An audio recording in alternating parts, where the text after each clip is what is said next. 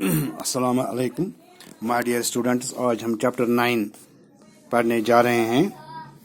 आप अपना text book math text book खोलिए, पेज नंबर 189 है।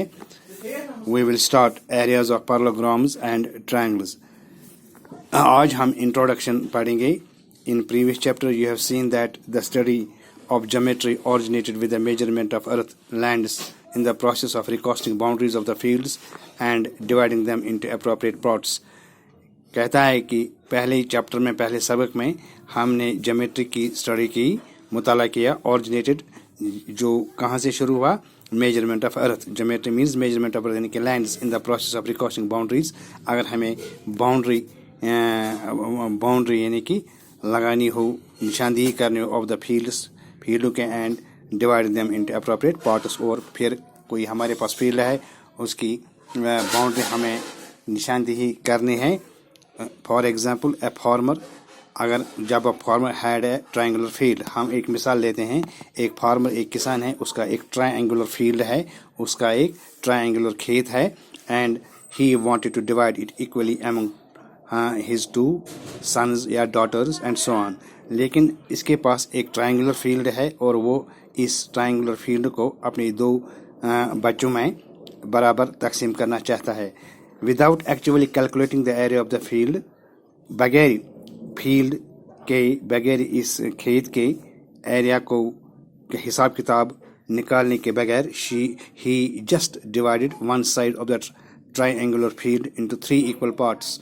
उसने क्या किया, उसने एक ट्रायंगल, यानी कि उसके पास एक ट्रायंगल है, उसने उस ट्रायंगल को 3 बराबर हिस्सों में डिवाइड तकसीम किया, and joint the 2 points of division to the opposite verticals.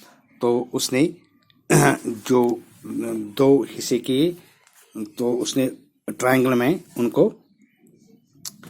Opposite verticals के साथ मिलाया, यानी कि इस तरह से इसके 3 पार्ट बराबर हो गए into 3 equal parts and joined 2 points of division to the opposite vertex. In this way, the field was divided into 3 parts. इस तरह से ये जो triangular field उसका था, वो 3 हिस्सों में बट गया, and he gave 1 part to each of children, और उसने हर एक बच्चे को क्या एक हिस्सा दिया।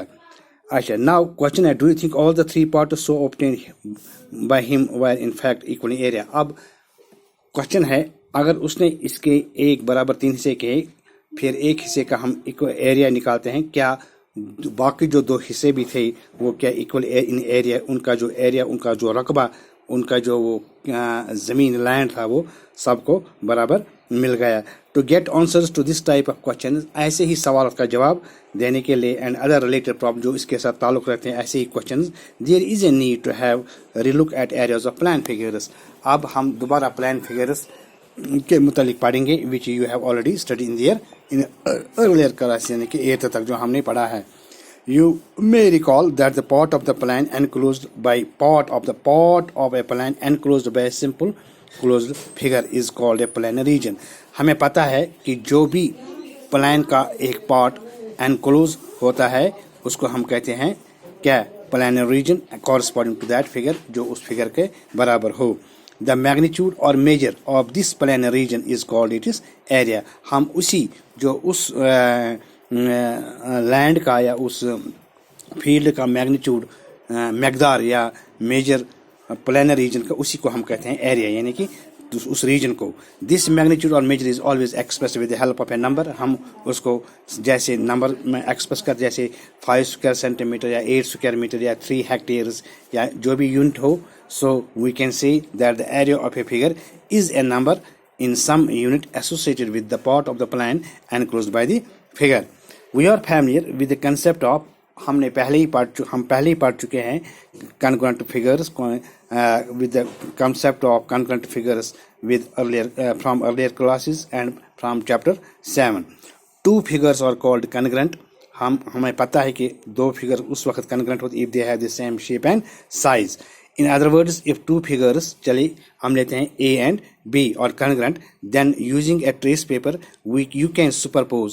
हम एक फिगर को क्या, ट्रेस पेपर अगर हम उसको उठाते हैं, दूसरे पर लगाते हैं over the other दूसरे पर, such that it will cover the other figure completely। So if two figures A and B are congruent, अगर दो फिगर हमारे पास congruent होगी, they must have equal areas. However, the converse of this statement is not true. In other words, two figures having equal areas need not be congruent. For example, अगर हम ये दो figures यानी एक square है दूसरा rectangle है, अगर इनका the rectangles ABCD and EFGH have equal areas, इनके ना ये दोनों रेक्टेंगल है लेकिन इक्वल एरिया उनके हैं, but clearly they are not congruent, लेकिन ये कॉन्ग्रेंट नहीं है, need not. So now let us look at figure 9. ये इसको इस फिगर की तरफ देखेंगे. You may observe that planar region, जो यहाँ ये प्लेनर रीजन है फॉर्म्ड बाय फिगर टी, इसको हम फिगर टी क्या कहेंगे, is made up of two planar region यानी कि P and Q. We see that area of T figure is equal to area of this figure P plus area of figure Q.